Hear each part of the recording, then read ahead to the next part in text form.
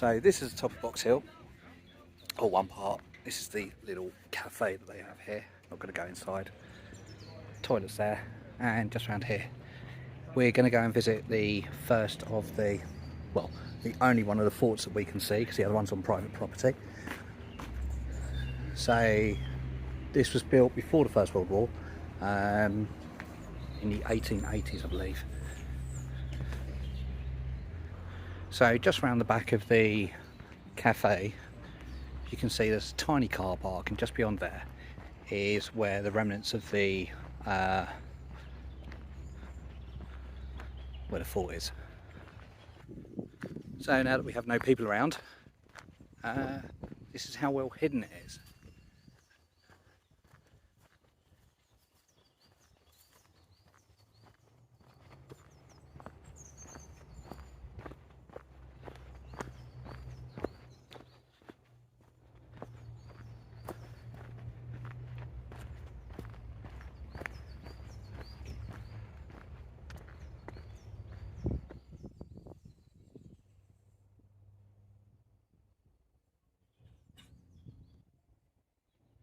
So I'll just go for reading aloud. Box Hill Fort was built in the late 1800s during a crisis period in British history. It was part of the London Defence scheme, literally a last-ditch attempt to save the capital of the empire.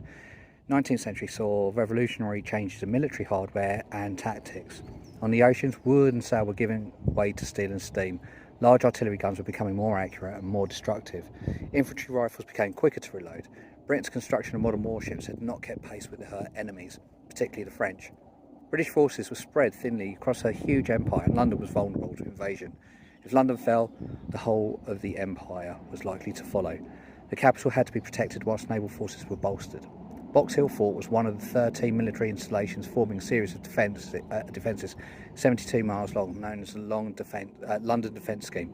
It was designed as a last-ditch stop to line to protect London from the south and east. Changing tactics in the theatre of war, now referred to as forts, these structures were originally commissioned as mobilisation centres.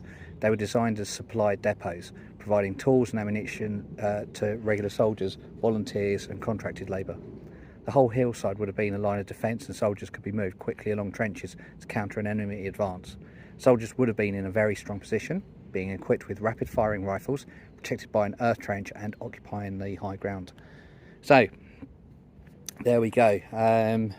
We will have a look around the fort and see what we can see. I haven't actually investigated this yet.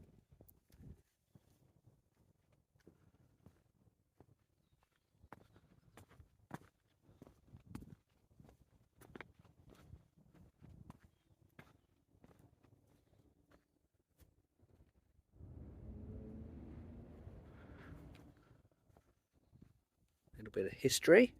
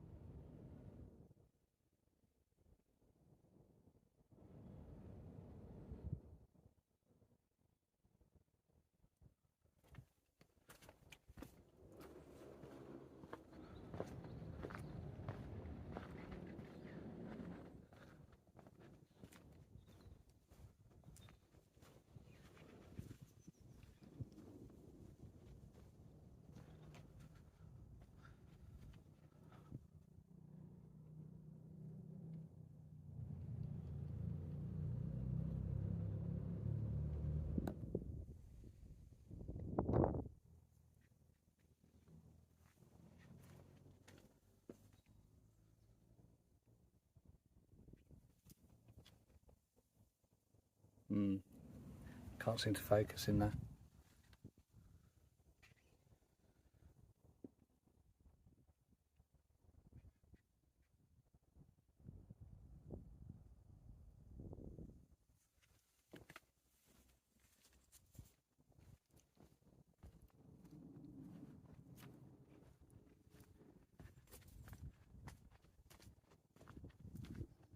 So munitions would have been kept inside under the green part, apparently, where the earth is.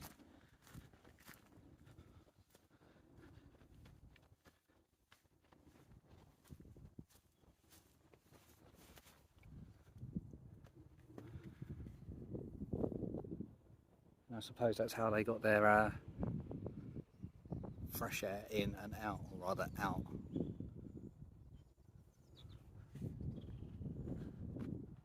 See those chimneys.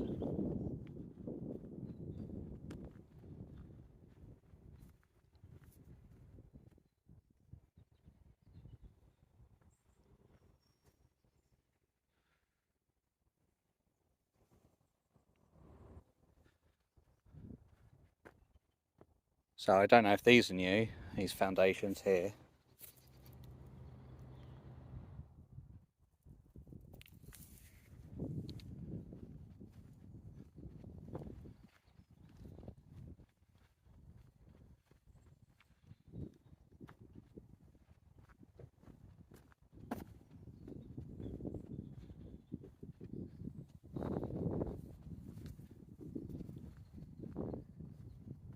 There's the archway that we started at. It's just below.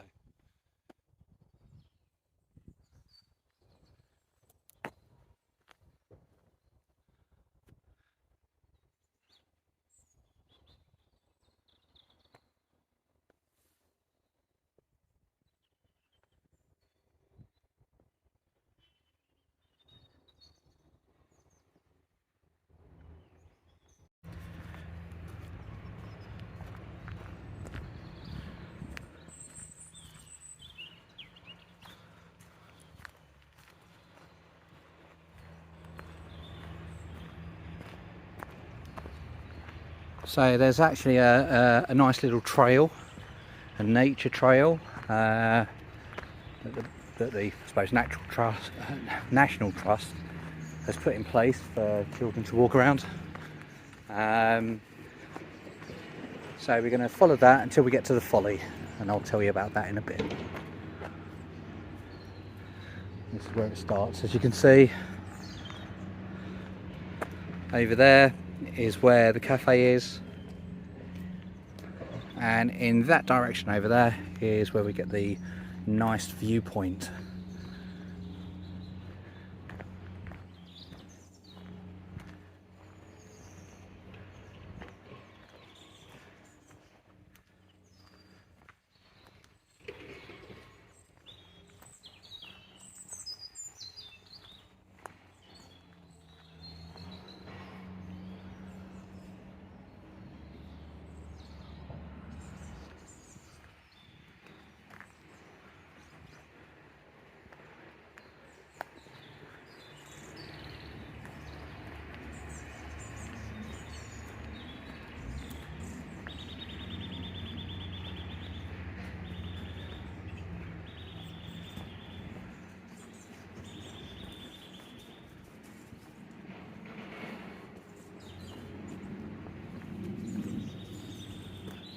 Sure that you can probably hear not only the bird song but builders building.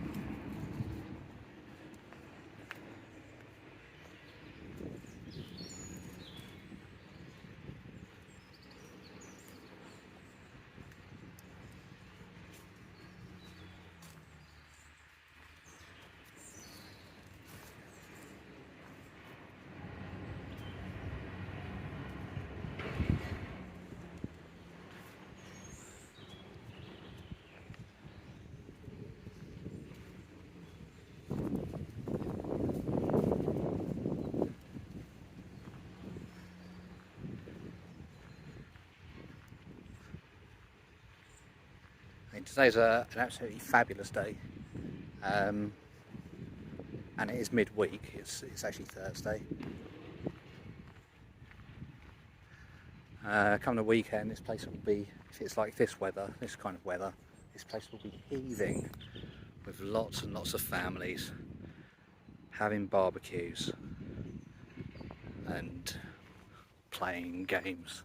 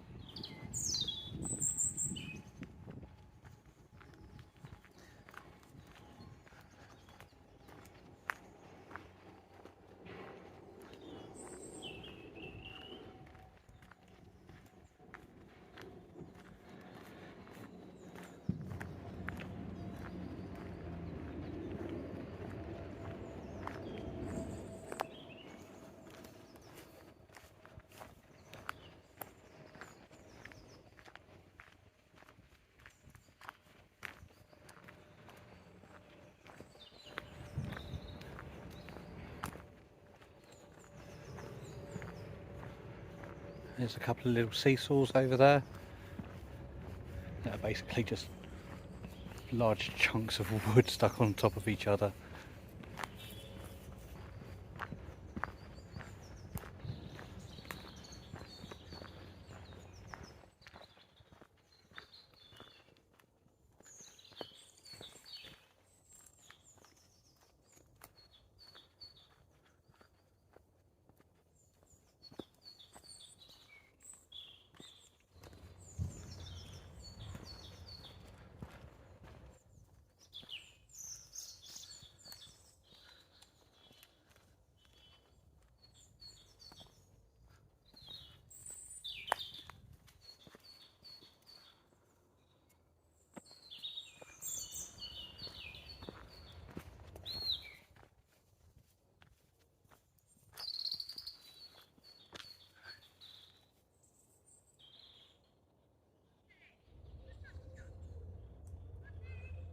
Oh.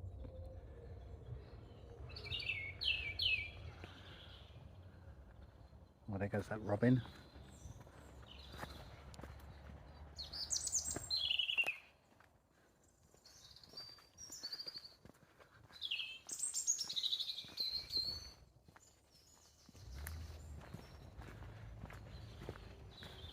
So a lot of people like to make little forts in this place because of the abundance of wood.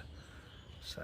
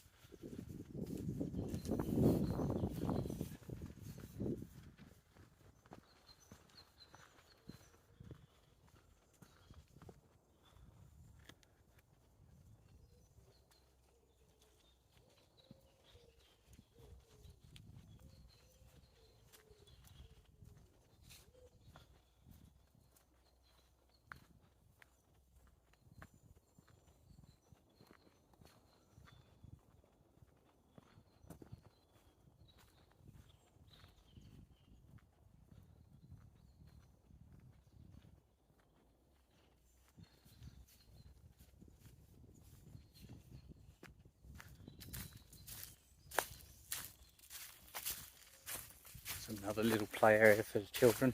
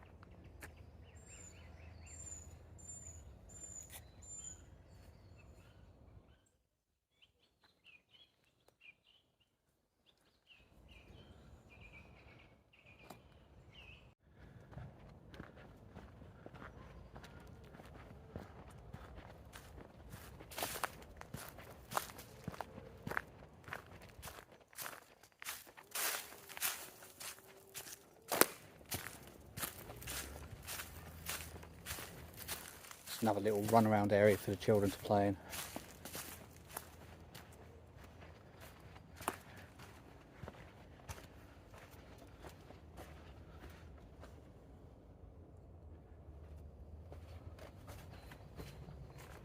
And to get wonderfully messy and gnat bitten.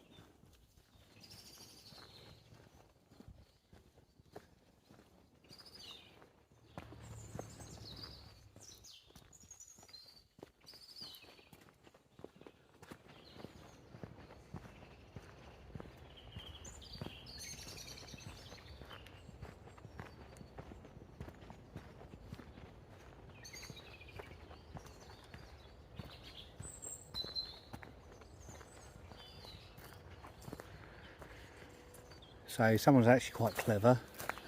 From the trunks of dead trees, they created some chairs or some seats that recline.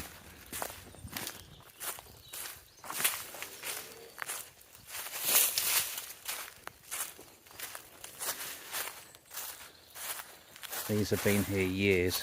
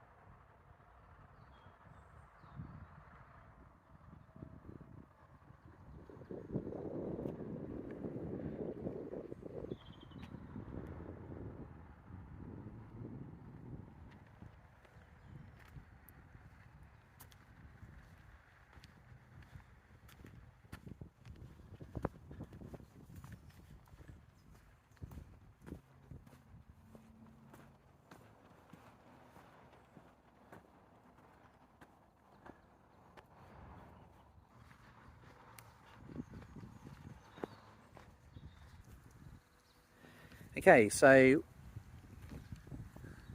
this tower here is called Broadwood's Folly.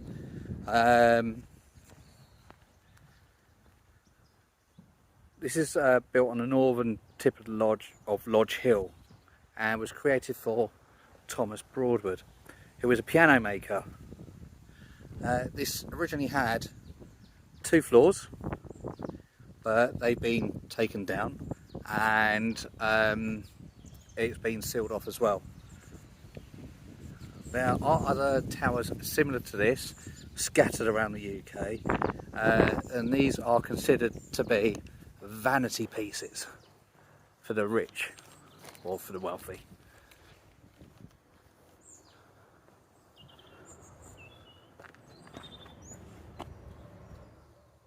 Have a look inside.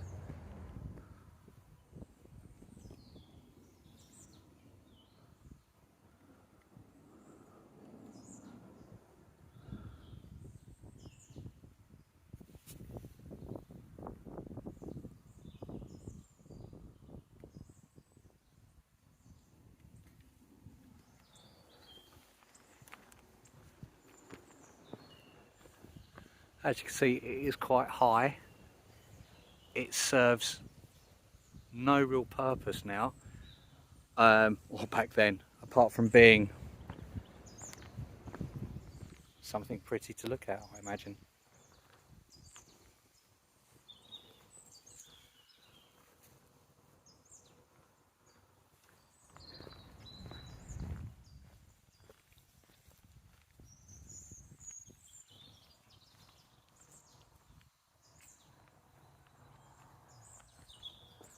I think if you can see just here, you can see where the stairs or the steps were.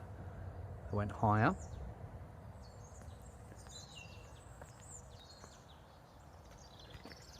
And I think if you can just see there as well, that would be where possibly the first floor would be.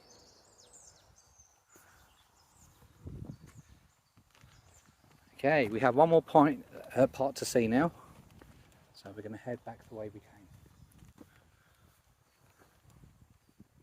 That is Broadwood's Folly. So we're back at where we started from. As you can see, that's where the nature trail joined up to. Okay, so we're coming to the viewpoint. In 1909, Chancellor David Lloyd George prompted the trustees of Deepdene to sell parcels of land because they were becoming unkempt. As a result, the people of Deepdene contacted Leopold, who bought 230 acres in 1913. He then donated it all to the National Trust in 1915. National Trust carried on buying up the land as it became available, well, surrounding land, and by the 1980s they owned over 1,200 acres of land, which is good for us. So we're just going to go and see the viewpoint, and hopefully you'll be able to take in its majesty as much as I will be able to.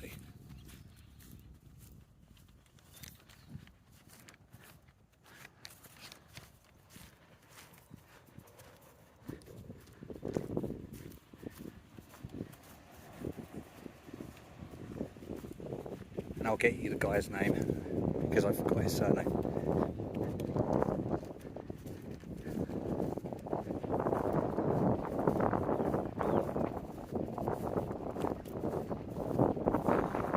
He was a financier,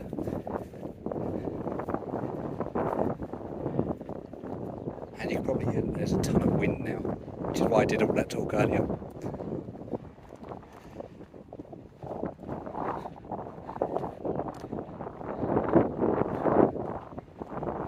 I think it's Leopold Osborne.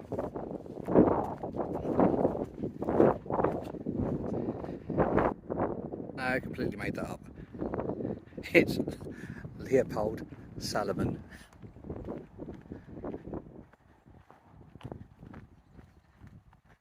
I don't know where I got Osborne from. Okay, so in grateful remembrance of Leopold Salomons of Norbury Park, who gave Box Hill to National Trust in 1914.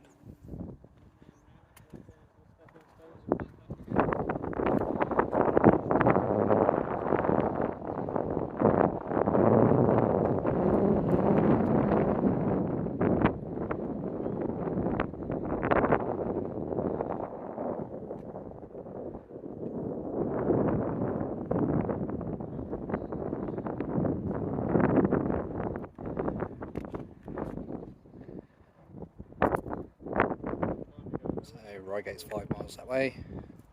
Gatwick Airport in Gatwick, 8 miles. Brockham is 2 miles away, and at Brockham they have one of the biggest and best firework displays come the 5th of November. Devil's Dyke is 25 miles away, never been there. Chanctonbury Ring, 24, Leith Hill, 6, Dorking, 1 mile, Hindhead, 18, and Ranmore, 2 miles.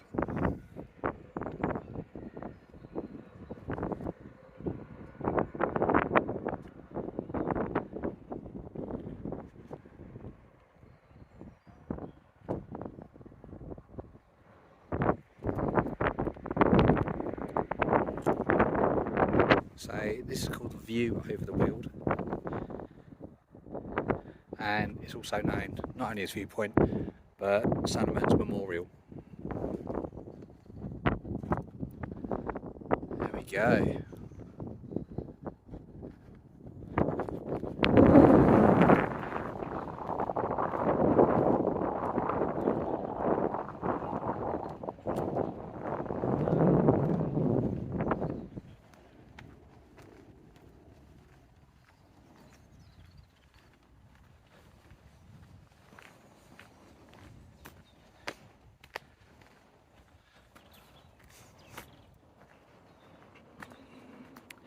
Anyway, I guess that's enough from me. I hope you enjoyed Box Hill as much as I did. Okay, goodbye.